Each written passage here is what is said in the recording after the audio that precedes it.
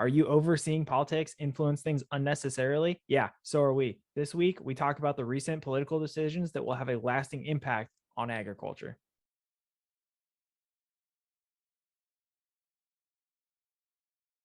Welcome to Hashknife Hangouts. Thanks for joining. I'm Calen. Brandon is my co-host and father. If you just discovered us, please like, comment, and subscribe. And as always, share with your friends. Additionally, you can find us below at our respective social media locations. Today, we shall talk about other recent political decisions that will influence and impact agriculture. Yes, today will be political heavy, and you'll probably hear some ranting and some raving. So here we go. What does a meat packer, wolves, and a mouse have in common? Politics. The first 2 weeks of February 2022 illustrated massive changes in respect to agriculture. All the changes stem from political decisions without regard to environmental, biological, or simply logical decision making, at least from our perspective. The decisions stem from political leanings and monetary influences. These issues have a potential to set precedents that could possibly allow for further erosion of agricultural challenges. Well, and I shouldn't even say erosion, further addition to agricultural challenges, really the right answer. The three issues we will cover today. JBS. It's one of the meat packers that settled out of litigation. If you don't know the meat packers, there's JBS, Cargill, National, and Tyson Meats. They now have gone from 80% control over meat packaging in the United States to 85%. So they're closing in on that 100. Wolves are back on the endangered list. That's the second topic. And it concerns, and other concerns, which is the third one, for an endangered field mouse have all directly resulted in the eradication of 47 cows in a cattle herd at the hands of the United States Forest Service. So again, JBS, wolves, and a field mouse with the Forest Service. And we'll talk about all three of those. First, I think what we're going to do is I'll go through some stuff with JBS. I'll have Dad's take. We'll get the wolves part into it, and then we'll talk about the 47 cows that were shot in New Mexico. But first, for the JBS settlement, they settled out of court or out of congressional hearings whatsoever with $52.5 million. And this is for 2022 over the beef issues. This settles the litigation following accusation of inflation conspiring by limiting beef supply, which all four packers have been doing.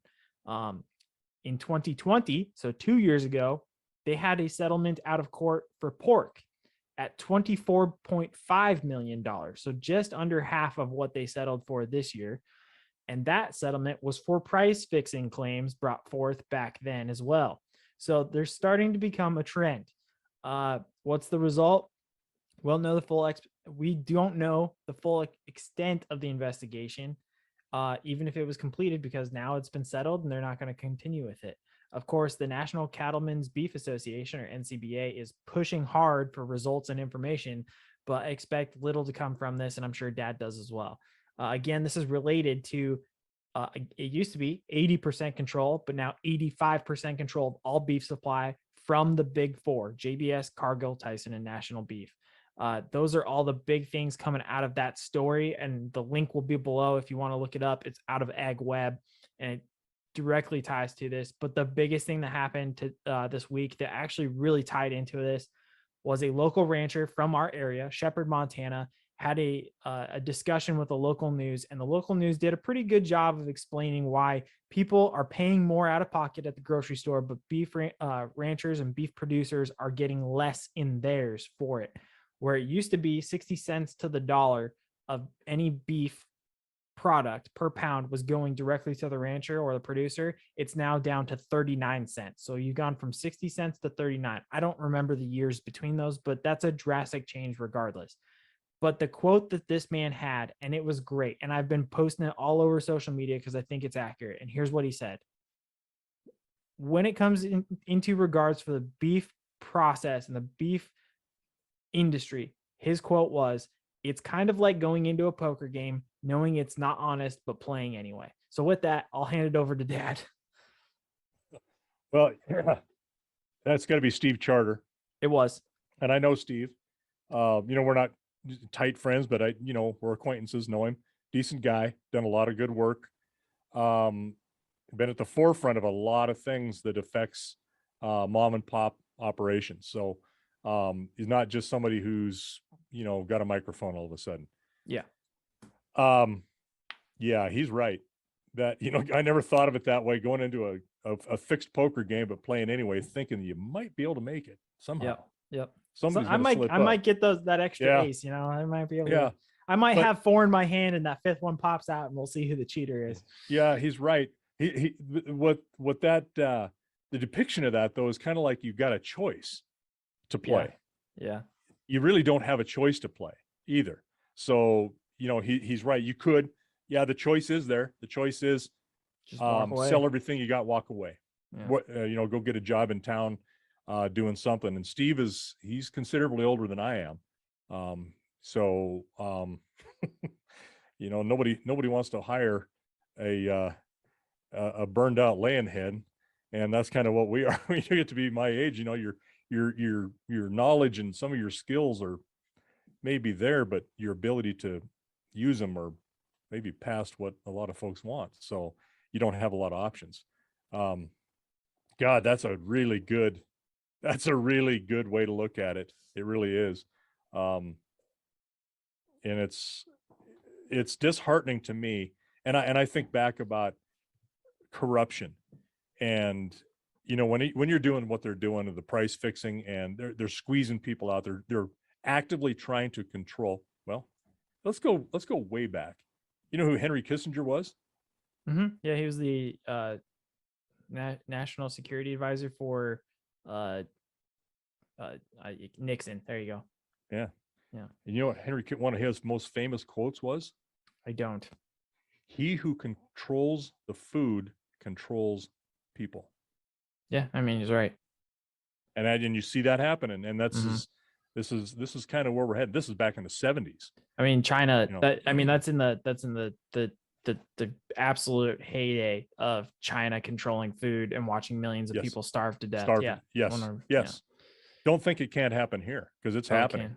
Yeah. And so when you have a large conglomerate like that has been caught before, and I don't know about the pork industry, whether that went to hearings or whether that was settled prior to. And I don't either. What I have seen through Twitter and whatnot, and this is unfortunate for anybody who's watching. This is where I wish we were able to sit down and prepare notes better, in terms of us being together physically. But 2 years ago, it was half of the amount that it is now. No unsizable amount, still $24.5 million that they settled for the pork. But what I understand through Twitter and other things that I have seen is that the pork industry was going through the same thing we are going through in the beef industry today. What happened was somehow pork, I don't know what it was, if they got rolled into, hey, just add us to the tally in terms of changing things within bills, kind of like what they tried to do with the MCool thing. Substitute this word and add in this word and so on and so forth. So they were able to separate species. Right. So it doesn't apply to them and only one. Right. But pork somehow got through to an extent, and pork's been doing well because, I mean, frankly, pork does have a large impact, whether people realize it or not, in your food source, because if you're eating any sort of processed meat, a lot of it is pork filled. So pork is very much within your diet, whether you choose for it to be there or not. I think it's just they somehow were the ones that were hit first, and they dealt with it, and they've somehow, whether successfully or not, they've come through on the other side. I'm sure there's a lot of things that poor people could say, hey, we can do better here, here, and here, but they're looking a whole lot better than beef right now, because they've kind of gone through the same stuff we are going through right now, just 2 and 3 years before us. Those that are left in business might be doing better. Correct. Yes. Right. So how many people were put out of business?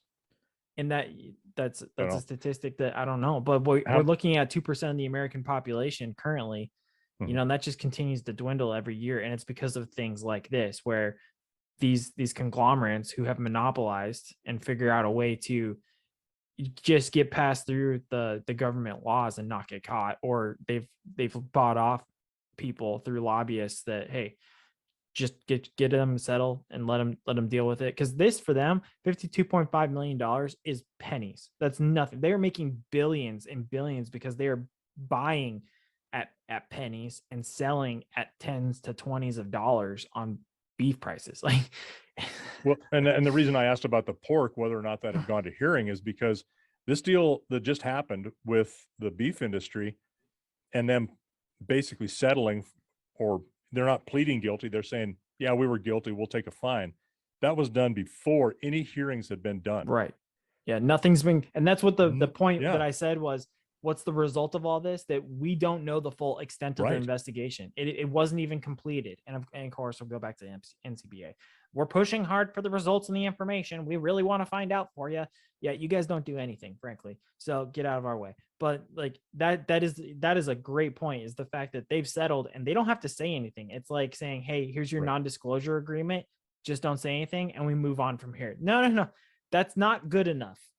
No, because now you have to fix the problem. You can't just say, oh, there was a problem. Okay, we've dealt with it. No, you have to fix it too. Well, and that's the problem. Sometimes they'll go, yeah, let's make this go away.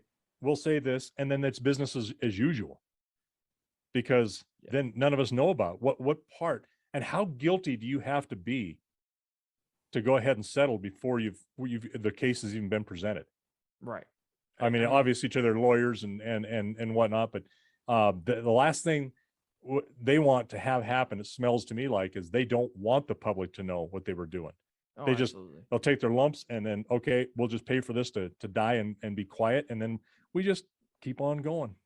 And So no big deal. I think We'll get our PR people to spin this the best way possible. there's a point here that should be understood, is that in 2020, for the pork industry, they settled for price fixing claims. For here in February, they settled for an accusation of inflation conspiring by limiting beef supply. Slightly different, but very similar. Still same result. Same result, exactly. So what they've done is, by limiting beef supply, what they're doing is, what people don't understand, they'll buy large amounts of cattle and hold them and not butcher them. That suppresses the market. It drives costs down, and it continues to drive the cost down because the demand to the supply is not there. So forcing the cost down, then they'll buy meat and then they'll process the animals that they once had. They'll take those animals that they just bought and replace the animals they just processed. So it's continuing to suppress the market. They're working with the other three. JBS is working with Tyson, Cargill, and National to get this done all across the board. So if one goes out of animals, they'll say, hey, start buying up now, because if I don't, then what's going to happen is you're going to start buying at a better price than I will. And then I have to start buying at a different, like, then it starts ratcheting up like normal capitalization or capitalism does. But in this case, they're doing capitalism to the opposite and trying to suppress the market and then bringing it out literally from pennies to dollars differences at the grocery counter. And when you do that for a short term, they're also creating an inflated market. If you have a lot of cattle that are all of a sudden being bought and then held, and then you don't hold anything, you got people that are producing in order to fill that void, and that void doesn't happen and you can't hang on to them. So when it comes time to buy for them, or for you to sell your animals that you haven't been able to sell, you got to sell them. You can't hang on to them, and because it's costing you money to do that. And then you're willing to take what's offered to you at a lower price. So no, they're creating highs and lows, and if you can time the market, if you can time the stock market that way, you'll make millions and upon millions and billions of dollars. And what they're doing is doing the same thing. They're creating a market like the stock market where they're controlling the highs and lows. It's just can't make money it's that no way. longer stocks. It's now a food market, which is more dangerous. It's more dangerous. Yep. So yeah, I'm a little bothered by it. We'll see what NCBA does. That was my next thing. What do you think they're going to do with that? What do you? I don't know. Let's assume something does happen and they're able to get something done. What do you think they're going to be able to do? Well, they'll be able to tell you about it. Yeah. Really, what's going to happen? They'll tell you about it. And I'm kind of an optimist in that way, that I hope that our groups that represent us are doing so and really truly representing us and trying to help make it better, and give more of a bite into, or some teeth into some of the legislation, or some of these settlements that come out where you're not doing this again, and this is why. But that's all still got to be done through legislation, because you can agree to something like that, but if you don't abide by it, who cares? I mean, Yeah. you can say you're going to do anything and make it happen, or not make it happen. But when you are truly trying to do a better job to help all of the people involved in your industry, I really hope that's happening. But I think there are also niches within our industry that I mean, that are have a little bit favored status, a little bit more of a, you know what, my wheels kind of a little bit needing a grease, and I don't care about the other wheels. So that can happen, and I hope it doesn't. I'm more of an optimist like that, but I can guarantee you this isn't like a class action suit. Where's that money going? Who's getting that money? Yeah, good point. I don't know. I'm sure it's going to the budget that they can't actually figure out because they're 7 months behind that. But whatever. Going to the government. Yeah, I don't know either. I'm just asking, but I'll bet you that's where it's going, to the Department of Justice. Yeah. Is saying like, yeah, thanks. The other thing too is I've in the last probably 18 months, my patience for the NCBA has drastically dwindled, because while what you presented as, it's a group that's fighting essentially for us, and they're our representative, I hear a lot of barking and not a lot of biting from them. So there needs to be something, because whatever they're doing now has not worked. And at some point they need to figure out a way to change their tactics, because this is not working. If you continue to talk and talk and talk and not do anything about it, it's going to continue to allow the people to just push you right over the edge of the cliff. So my patience for them has continually dwindled, because I'm not seeing the results that I expect from a association that should be representing me. But that's, I can't go in and reelect somebody to, replace these guys. They're there to stay. I don't know how their association works. I need to try and figure out how that works. Maybe I can throw some influence in there, but well, let's look at one thing historically. Let's talk about the Grange. When did the Grange start? I don't even know what you're talking about. The Grange? Yeah. It was a group of farmers, basically in the late 1800s, that formed an association or a group that went to lobby about these grain issues. And it didn't take long at all for corruption to take place. And those who were lobbying were living pretty high on the hog, even back then. Of course. So why would you expect anything different? Right. And now it's easy. We're way more mobile, way faster, way easier to do this kind of stuff than before. Yeah. You should look up the Grange and see how that worked. GRANGE. Learned about that. You guys didn't even learn about that in school, did you? No, there's a lot of things we didn't learn in school because they weren't convenient. Yeah. Well, and that's what I remember learning about the Grange in grade school. Yeah. Interesting. So it was, same kind of issues 100 and some years later, and the same kind of results. So, but back even then, lobbyists taking care of buying people off, and as long as I'm okay, you know what? That's all I can do, because I'm going to do whatever I can to stay alive. So anyhow, moving on. Cynicism. Yeah, hopefulness, but I get cynical. Hey, I told people we were talking politics, so here they were warned. The next part of this was wolves. They are back. They are going to go back on the endangered list. I don't know what the timeline is. I know they are being relisted instead of delisted. And here's the information for that. 44 out of the 48 continental states in the United States, the wolves will all be placed back on the endangered list. Again, I don't know the timeline. I don't know if that's immediate. I don't know if that takes over next hunting season. I don't know what that is, but 44 out of the 48. The four That's remaining, a stroke of a pen for a judge somewhere. Well, we'll get there. The 4 remaining unlisted states will be Montana, Idaho, Wyoming, and New Mexico, where New Mexico, it was never listed to begin with. And if I remember correctly from the article I read, partly due to Native American issues with the listing of it. There's a cultural thing behind that, much like an eagle. There's a wolf things down there. The ruling for this decision, again, like Dad said, it was a stroke of a pen from a judge, came out of Northern California. The states were the states were determined to not adequately provide enough evidence of pack sustainability without protection. This particularly came out of the area of Wisconsin, Minnesota, and I want to say Michigan, that kind of area.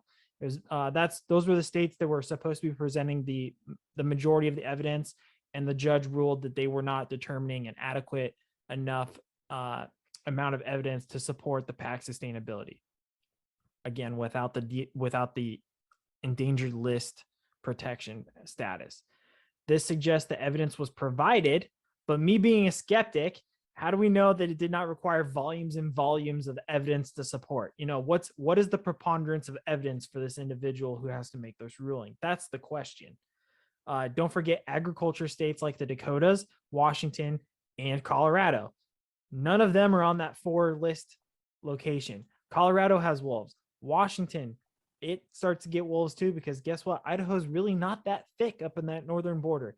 And then the Dakotas, I can see where the Dakotas, they may or may not have wolves, but I'm here to tell you they more than likely do, because they border us, and there's more and more wolves that are expanding. There were wolf sightings when I was a warden in eastern Montana 20 years ago. Yeah, so there you go. 25 years ago. Now, there were issues in the late 2021, about December timeframe into January and February of this year, 2022, where 20 wolves were harvested right outside the Yellowstone National Park boundaries. I didn't have a problem with this. However, where did they place those wolves to start them in the first place? Yeah, Yellowstone Park. But they were harvested just outside the boundaries. People were up in arms in social media and in the mainstream media, particularly news articles, because they thought 20 wolves within a finite period of time was ridiculous. First of all, those 20 wolves being harvested did not meet the quota for Montana during that time. They were still underneath the quota, which I think was 78 for the year. Second, those wolves were outside the protection boundaries of Yellowstone National Park, and I would bet you money they were probably beginning to harass agricultural life, as in horses, cows, and potentially domestically raised bison. Now, despite what many may state, this is my last part. Gray wolves have not been a typical species within the plains areas at all. Most of them originated from modern Canada. The wolves that were found in the Montana, Dakotas, Wyoming, Idaho, that area were smaller plains wolves that were much similar to what's today the coyotes or even a fox. They're significantly smaller, which people are like, that doesn't make a difference, but it does, because when you coming against an animal and trying to take it down, it takes more animals to take down that one animal. For example, a moose. 1 or 2 wolves can take down a moose, but the size of the gray wolf being 1 or 2 compared to what was used to be a prairie wolf, it would have taken a full pack to take that down. The efficiency in the animal itself is significantly different. So what is upsetting is that when you have a judge from out of state who's not within those states, does not understand the agriculture or again, back to my original statement from the very beginning, does not understand the biological or the biodiversity or the ecological impacts that this will have by putting them back on the list, it has no business making this decision. We're having issues like this with, believe it or not, bears. I love bears, but grizzly bears need to be delisted, and they're still on the endangered list because we think that they're endangered. They're not. They're starting to take over, and there's nothing wrong with them, but they need to be managed just like any other animal, like a moose, like an elk, like a deer. It just needs to be managed, because these, while they are predators and they will prey on ungulates and other wildlife, they will also prey on agricultural life. So the fact that this individual decided, because there was not a preponderance of evidence based off of a Midwest state, but he'll just leave a couple other states because he thinks that, yeah, that's applicable. It's very frustrating because he doesn't understand the biodiversity of different regions. California is different from Montana, and Montana is different from New York, and New York is different from Kentucky. I can tell you because I've lived in 3 out of those 4 states that I just threw out there. So with that, I'll hand it off to Dad because I'm getting passionate. Wolves is a big one for us. So I'll just cut it It's off. not. Well, here's the thing. In reality, this is not about the biological aspect of this at all. No. This is about a social aspect. Yes, this is, well, that goes back to my statement about the articles. Everybody was up in arms about 20 Right. wolves being killed and harvested when it was still below the quota. Everybody just loves the wolves because they think they're the coolest thing, despite record lows in wildlife populations right now with deer and elk and bison, because the wolves have decimated the park. So now what's going to happen is they have now released themselves outside of the park because that's the only way they can get food. Well, that's what happens when when you don't manage something. What happens to the populations of them? Right. No management. Severe highs and severe lows is what it does. And no management is not a management practice, not an effective one. What's crazy is we decided that in the 19 teens with deer. We found that out in New York and Pennsylvania areas. So we're like, oh, we have to manage these. So let's allocate tags and we'll manage the herds. There will still be ups and downs, and there are, but we'll manage them for the most part. But we have completely gone hands off when it comes to bears and wolves. It's just, and I'll bet you with you read that article, I did not, about the judge. I'll bet that was a judge out of the Ninth Circuit Court of Appeals. I don't remember the circuit because it just said Northern California, which I think was strategically said. That's in our the Ninth Circuit Court of Appeals is one of the most liberal of all, and they come up with some harebrained stuff that is not based on science. It's based on their politics. So, I mean, this is what you live with. I was teaching a clinic, 15 years ago, and in the clinic was a veterinarian from Canada, and they also did their family did outfitting. So they outfitted elk, moose, bear, and they said they hated it when the cycle of the wolves, that gray wolf, like what has been brought from Canada, from that area into Yellowstone Park in the early 80s, when that happened, or mid 80s, when that took place, their business would either be good for a while and then just plummet because the wolves absolutely wiped out everything from a deer, moose type population, elk, especially the moose. The moose are super hard hit because they're more solitary animals. This is a veterinarian who understands populations, and she said, it is nuts that you guys are picking these things up. They're predators up there and bringing them down here and protecting them. And she said, this is not the wolves that you guys had. I mean, she was very up on it and said, this is a big mistake. This is not good. So first of all, it was Ninth Circuit. I just confirmed it. While it was in Northern California, it's part of multiple cities that are within the Ninth Circuit. So that, yes, it was Ninth Circuit of Court of Appeals. Yeah, because you're talking states, not cities, because we're in that. Well, within California, because there's multiple courts within California. It was in the Northern California district is what it was.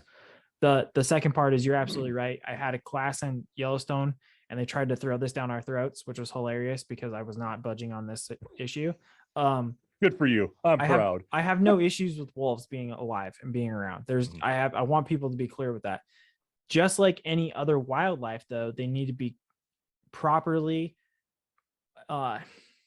managed and tracked and taken care of because they have the potential far greater than anything else to impact the wildlife around them because they are a predator. So I think we need to be more management heavy on them than anything else. That's my argument, rather than saying hands off completely. The second, part of that is what you're saying. They kept trying to tell us, no, it's not. There is no difference because wolves are wolves are wolves. It's like, no, there is a difference because I can take down a human being and I could physically wrestle a human being down. I can't take down a bear. If I wanted to take down a bear, it would probably take 10 of me to do that. That's the equivalent of these wolves that we're talking about. It might take one prairie wolf to take down a prairie dog or a raccoon or something like that. But to take down an elk, it's going to take 10 to 12 of those prairie wolves versus a gray wolf, which is what we're talking about. So the size difference, there is a huge difference in that, and people refuse to accept that as being a fact base for anything. And I'm like, you can't just negate that. That needs to be allocated as part of the discussion.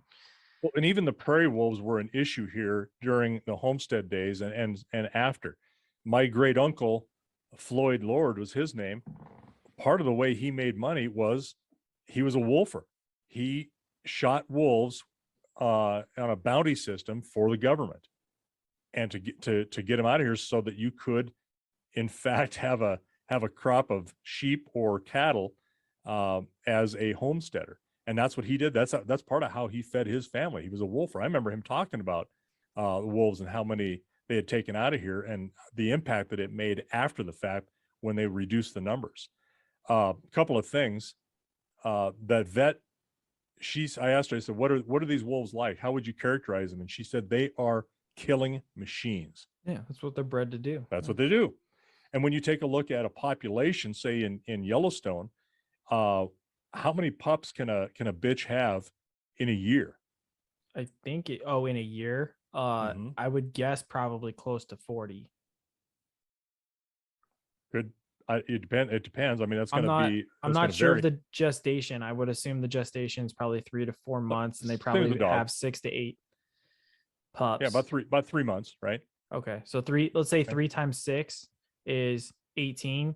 3 times 8, you're looking at 24. So somewhere around and 3 months is actually long. So the gestation on a dog, I can't remember, but it's like 2.5 months, something like this. Yeah, somewhere in that 70-day mark. So we're looking probably close to 30 then. And how many animals or how many offspring can a moose have or an elk have in a year? 1, potentially 2. 1 to 2. Yeah. Generally they have a single. Deer can have twins, but it's for the most part it's a single. So what do you think is going to happen with those populations? Now, a dozen years ago, we went out and tried to fill a tag, a moose tag for your brother. And how many days did we hunt and saw 2 moose? I think it was 30, right? Or 40? 17 days in a 30-day period. 17 days and long days. And we saw mostly wolf track. Right. There wasn't even deer in there. We saw where some elk had ran through, and they had come down a mountainside and just tore that ground up, and so they were on the move. Well, and what's impressive too is people don't understand the size of wolves until you step on the track. I did that. I still have the same size feet today that I did then because I was a growing boy, and that wolf track, I think it was about the size of your hand, and it took up about 2/3 of my foot. And it wasn't the palm of my hand; it was my outstretched hand. Yeah. So that helps you kind of understand the size of the animals, which is crazy. But the big point out of all of this is we're talking about politics and agriculture. What's driving me crazy is that an individual out of California made this decision, with 4 states being exempt, 1 because they never listed it, but the other 3 are all directly tied to Yellowstone National Park. And we were the 3 states, Montana, Idaho, and Wyoming, were the 3 states that bucked the feds the hardest. Yeah, and with Wyoming and Idaho, right? Well, Wyoming and Idaho were even more staunch than we did. We had a governor at the time who folded on that issue. But when you're taking 20, see, this is all about optics. When you're shooting 20 wolves, and the quota is 75% more could have been taken. You could have taken nearly 80, call it, and you've only taken 20. That's an optics. That's how it's sold. And exactly. And that's all coming from mainstream media, who's trying to, again, like you said, influence the politics. But the other thing too, and this was my other point, there's other agricultural states, like specifically thinking Washington and Colorado. And if I remember my geography correctly, Utah. Those are all agricultural heavy states. Eastern Washington, all of Colorado, and then Utah, looking specifically at that northeast corner, Northern which would be fork, close to Idaho. They're all still part of the, hey, you have to add it back to the list. It's going to be endangered. Those ranchers and farmers, I truly feel bad for, because now they have an uphill battle trying to fight to keep their animals alive. Because now here's what's going to happen. The moment a cow gets attacked or a horse gets attacked and they have to defend their property, they will be created as this villain who will be taken down as a poster child for what not to do by the federal government. And that's where we're concerned, because this is a stepping stone in assisting the government in continuing to challenge and add just speed bump after speed bump to agriculture. If you think it's hard to get beef now or anything else, it's gonna get harder. Or it's gonna expensive. get harder. Yeah. Yep. Yeah. Yeah. So that brings us probably to your third point. Yeah. The government we'll move on, intervention. 'cause otherwise, I'm just cattle eradication. All right. Let me do this because I forgot to write that other one down. All right. On 10th of February, the United States Forest Service had sharpshooters. I always love when they throw that in articles, because these guys Sharpshooter's not even a very good shot. No, You're looking at the scale. They probably can't even shoot the broadside of a barn. No. Anyway, these sharpshooters killed 47 cattle in New Mexico. The cattle were observed without ear tags or brands. They were strays left behind by grazing permittees, is how it was stated. So hold on your britches, because there's a lot of stuff that I have on this one. First of all, if you don't know, I really despise the government, despite me being a government employee. So we'll start with that. Being without ear tags or brands, I call BS, frankly. I really do. But you know what? That's whatever. The reason why that they decided to eradicate these 47 head was a lawsuit was lost to the stray cattle, destroying critical habitat for the endangered New Mexico meadow jumping mouse. Yes, you heard that right. They eradicated 47 cows because of a jumping mouse. Supposedly, there are heavy presence of elk and feral horses in the area, which would show that the cows were not the sole responsibility for the ground. We've talked about this before. The difference between cattle and horses on ground is vastly different. And then to throw elk into the mix, that's a whole nother issue. A complaint was a lack of the notice by the permittees to address the issue prior to the eradication measures. So I'll continue to go through here, and if I don't remember, let me see here. They basically eradicated without letting anybody know, is what you said? Yeah, because I didn't add that in here. But yeah, essentially, United States Forest Service went in and they shot the animals without letting the owners know.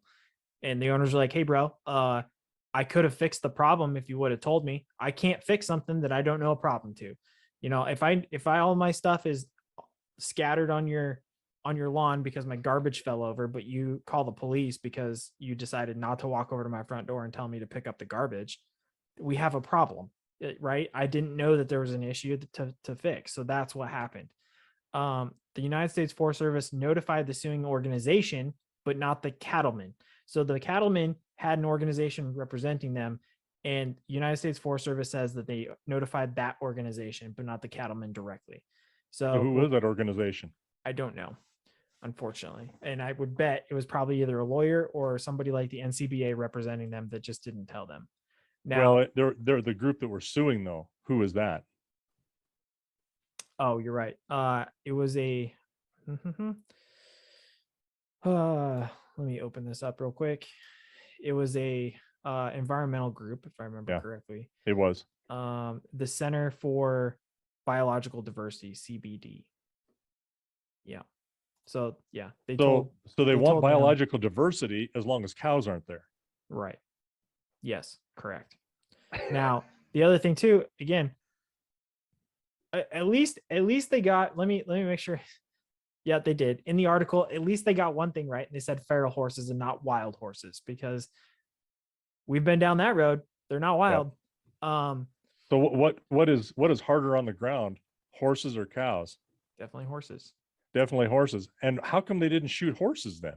That's my point. The public would lose their shit. For shooting horses. Horses horses and wolves. Like those are Right. two of the wild west that remain. Why would we? Right. Yeah, I got it. So here's the greatest concern is that it sets a precedent for actions going forward. Animals could have entered the food chain and benefited many, many families. Let's say just 2 families per animal, likely closer to 4, but 2, you're talking 94 families right there that could have had beef on their table for the rest of the year. Another concerning note, and here's where it was at the end, and I will read it verbatim because this is what was in the article. And I quote, "Today is a sad day for the livestock industry," said Patterson. This was somebody within the livestock. "The federal government has made up rules about what it can do, regardless of whether it was given the authority and regardless of whether its actions violate New Mexico state law. Ranchers have been working on this issue for some time with the promise from the Forest Service that gun killing was not an option. They lied," said one rancher involved in the situation. So it's simply that. You think you can trust somebody, and then they go around and do something like that. Second of all, you've got another organization who has interest in the situation, but only to an extent that they deem it necessary, because God forbid we touch a horse, but we'll touch cows. And then the other part too is you have grossly overstepped your boundaries as a federal government, just like you have with the wolves. And instead of leaving it to the state law, like they said right here, it has actions that could potentially violate the New Mexico state law. Instead of discussing it with the state whatsoever, which is how this nation was founded, to resolve things at the local level and work your way up as necessary, we have decided to come over the top and be top heavy and make all decisions from the top without any remorse for what's going on at the ground truth. That's like saying, as a general officer, I want you at the squad level with 1 soldier remaining to take over this hill.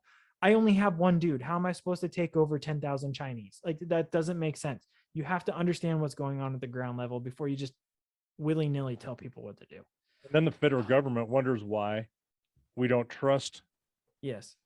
When you have some issue that is going to be done like they say that it's going to be done. It happens all the time. It happens up here in Montana. A lot of the BLM, some of the places like the along the Missouri River, CM Russell. Yep. Some of the grazing stuff. I mean, they are dishonest at best. Right. And so, and the state isn't any better. Honestly, there are some good people in the state at the state level, but there's a lot that they absolutely are using, again, their position to further a social agenda, right, not something that's biologically sound. And really, this, I'm not going to change it, but the fact is that this discussion, we talk about politics and the political impacts on agriculture, but you're absolutely right. There's a lot of that social impact as well, because that social impact is what's driving the political impact. And that is what is causing a lot of these issues. Because of an endangered field mouse, we have now deemed that the cattle need to be eradicated, and they could have been entered into the field chain or the food chain. Instead of gathering them and slaughtering them and saying, here's our fine, we're going to slaughter these animals, we have now wasted thousands of pounds of meat at the cost of amount. They shot him and left him lay. Yes.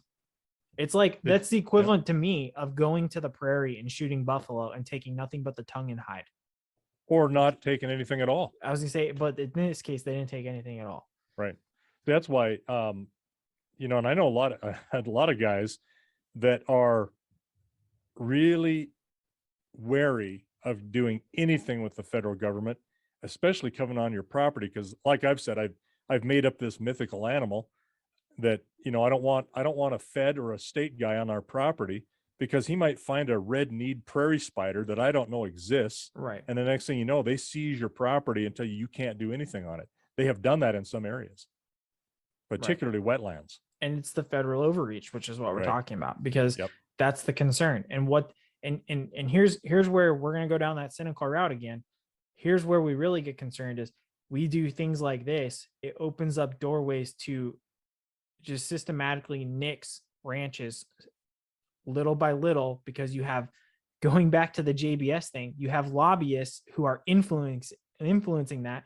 And I'm going to tell you, whether you believe it or not, you can look this up. Organizations like JBS are looking to remove beef from the food supply.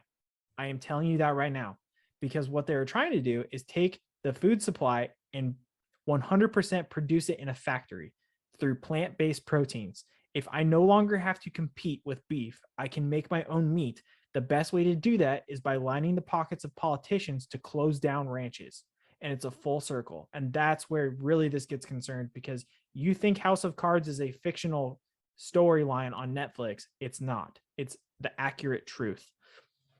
Well, and to kind of, I guess maybe close this out, we can do another episode sometime on the Agenda 21, Agenda 2030 with the American Prairie Reserve and what has been going on in Montana. I mean, it plays into this. It's hand in hand with that, and it's about, ultimately, it's about controlling a food supply. Yeah. No, it really is. That's what it is. People aren't worried yet, but they will Not till be. they're hungry. And if I'm not hungry, but you're hungry, that's okay. Right. But just wait until I'm hungry. That's the issue. And that's something I was thinking about this morning, actually, is, I realize there's a lot of stuff going on with the truck convoys, the Canadian truckers and everything that's going on. They're shutting down grocery stores because the grocery stores aren't getting filled.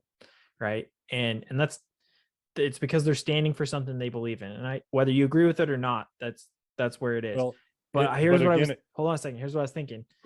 As a United States Army officer, I get a pay regardless of what's happening. I get paid every month, right? And every other soldier will also get paid. But at some point, if there's no food on the shelves, it doesn't matter if you're the best paid officer or enlisted person or whatever, and that check is coming in. There's no amount of money that will make it so that you can get that food, because guess what? The only place where you can get it, you can't. And you could pay everything you have that's in your bank account, and even if that food's not there, it will not fill your belly. That cash is not going to make you feed yourself. So that was just a thought that I had this morning. I was like, I could potentially starve, and I'm 1,500 miles away from home. Well, I mean, there's a lot of evidence about, not that we get a lot of information out of North Korea, but their soldiers, their people are starving to death. Right. Same kind of thing. It's all about control, and by folks who want to have a political stance or a way of which they think things should be done, and they buy into it because a variety of reasons. But then pretty soon, when the machine turns on them, then what do you got? What's going to happen to you? So, and we may sound like we're nutcases, but this stuff has come around in the last 30 years. I was told about that. I can't believe that would happen. But guess what? It is happening, and it is happening right in front of us, and it's happening quicker and quicker. It's not really being hidden anymore. It's being exposed, and this is what we want to do, and this is what we're going to do, and you're going to like it. I would say the biggest reason why I probably sound like a nutcase, and people are like, you're 28, you're just being off your rocker, whatever. I was privy to information, and I saw things while I was in Afghanistan that happened to the Afghanistan people in terms of food supplies, because the Taliban had control over that. And if you don't think that's not happening now, just through more sophisticated and more money-driven ways, you're wrong. That's my opinion. I see where it's going. I saw where it was at one point. People were literally starving, and that was a concern for the Americans to try and help them. But look, now we're out of Afghanistan. Those people are probably dying anyway. Like the thing is, I just see that there's very strong similarities between a third world country and a first world country, and people take it for granted just because we're in a first world country. That's, we're one of the most generous nations, or the people of the nation is, and we're always helping other countries in times of need. Right. You take a look at what happened in Haiti with multiple earthquakes. Times. Yeah. And what happened? We send resources down there. We send people down there. We get electricity back to them, but food is a big deal. Food and water. Yeah. And what has happened to that food and water? It was taken by their local hijacked. Governments and hijacked, and is a commodity to them. Yep. Mm-hmm. Happens all the time. Don't think it can't happen to you. Yeah. So we'll wrap this up because I'm getting ticked off. I'm getting ready to fight. So, yeah, again, the three things that this came out of the political, and it all really did tie together, is the political impacts that are coming into egg. This will come out in March, but we filmed during February because this happened in February. The JBS settlement of upwards of over $50 million, double what they paid 2 years ago for similar issues regarding pork. Now it's beef. They still did it. They didn't learn their lesson in 2 years. They still did it. They went about it a different way. It'll probably be 100 million in 2 more years. Then there was the relisting of the wolves for 44 out of the 48 contiguous states in the continental United States. Again, that's going to have a huge impact on those agricultural states that are not directly surrounding Yellowstone National Park. And then because of an endangered field mouse, we've decided to eradicate on the federal level 47 head of cows instead of dealing with them as human beings in terms of, hey, I'm an adult. Let's talk to the adults who own them and let's solve this issue in a rapid and civil manner. Instead, we're just going to go out there, shoot them, and they're going to waste away. But meanwhile, we're also going to forget there's elk and there's horses. So those three big things have precedence. They have backing in terms of trends that we've seen, and they have, again, potential for more government oversight that could potentially cause more and more issues further down the road. So that's it. That's all I got. Well, and I think you're right along that. But what's the real symbolism and the real message behind going in and just shooting a bunch of cows? It's a real metaphor for we are the ultimate. Mm-hmm. We are the ones who make decisions. We have the firepower. And we can do this to anything we want to. Right. So with that, we'll thank you guys till you're better paid.